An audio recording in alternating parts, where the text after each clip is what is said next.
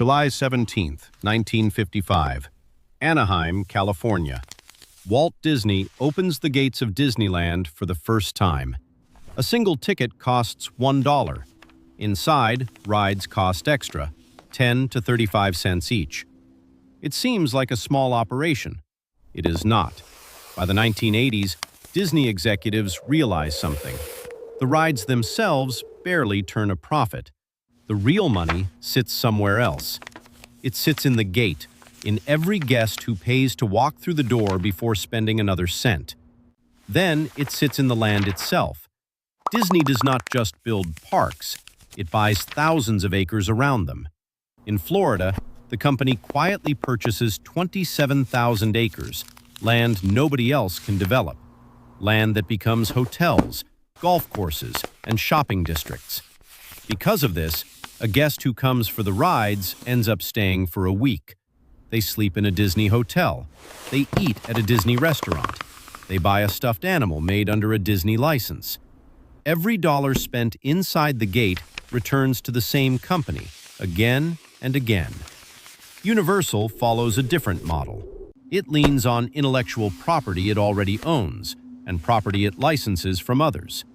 Harry Potter, brought in through a deal with Warner Brothers, transforms Universal's Orlando parks almost overnight. Attendance jumps by double digits within a single year. Nintendo follows the same path, licensed into Super Nintendo World. Every new land is designed the same way. The exit route sends guests through a themed shop before they reach the street. What nobody sees on a receipt is the real trick. Ticket prices climb every year, sometimes twice a year, and few guests notice because the increase stays gradual. By 2024, a single day at Disneyland can cost more than $200 before a guest buys anything else. Then parks add a second layer on top. Paid line skipping, sold by the ride, sold by the day, sold to guests who already paid to get in. Then there is the merchandise. A stuffed toy that costs $3 to make sells for $35. A churro that costs cents to make sells for $7. Even the parking lot, packed with cars paying by the day, quietly clears tens of millions of dollars a year. None of this alone explains billions in profit. Together, it does.